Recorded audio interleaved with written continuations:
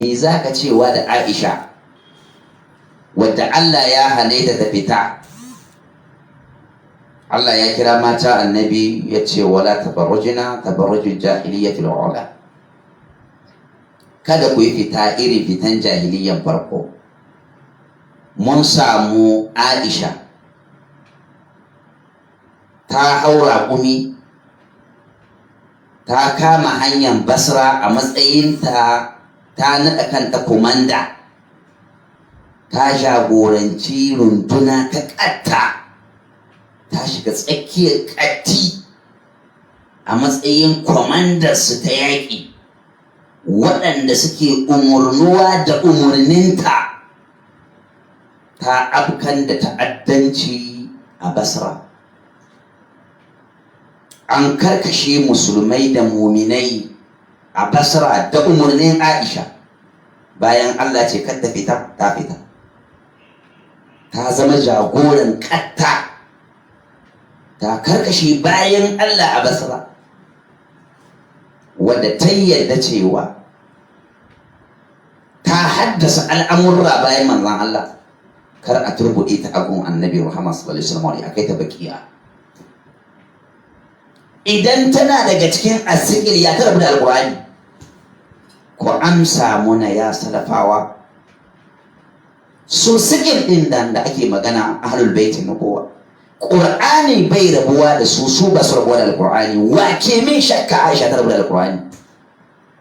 Domin wannan hitar da ta yi wani isa ya tabbatar muna a bisa nassin ƙur'ani ta fita. Ba na tsammanin akwai wani mutum ko aljani mai numfashi ko matacce wanda ke rayuwa a doron ƙasa ko a duniyan wata wanda ya isa ya tabbatar mana da hujja akan fitar Aisha wajen yaƙan Imamu Ali ta yi muwafaƙa da nassin Qur'ani.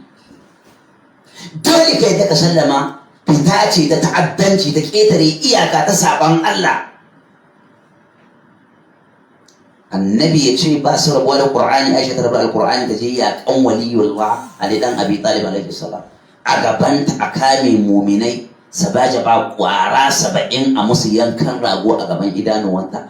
Aka kashe hiyayye zababbun sahabban manzon Allah a gabanta. Tana kan raƙumi, tana zarar idanuwa, tana kuwa, tana ɗaga jikan kuɗi, tana waze zo min da kan Ali in ba shi wannan jika. Wannan makiyar Allah za ta zama daga cikin ahlul baitin Nabi sallallahu alaihi wasallam.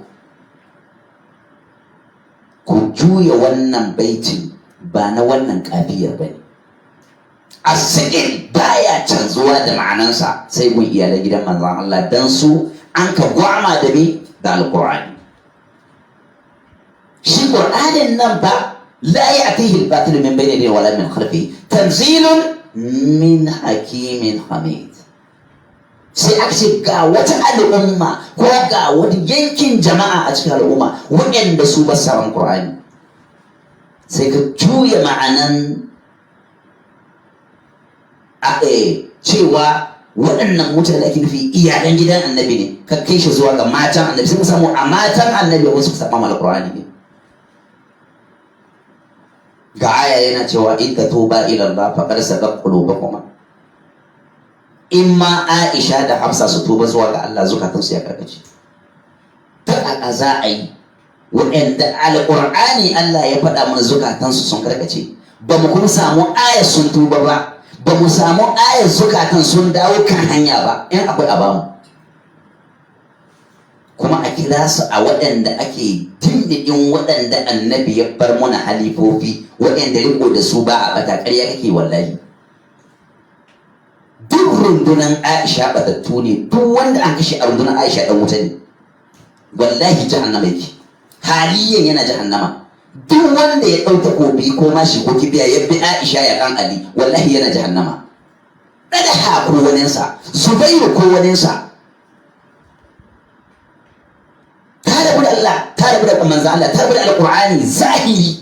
Ta kaka za ta shiga a cikin dindindin waɗanda ake kira as-sikil, waɗanda annabi halifantar muna, waɗanda ke cewa ba su rabuwa da Qur'ani, Qur'ani bai rabuwa da su. La wallah,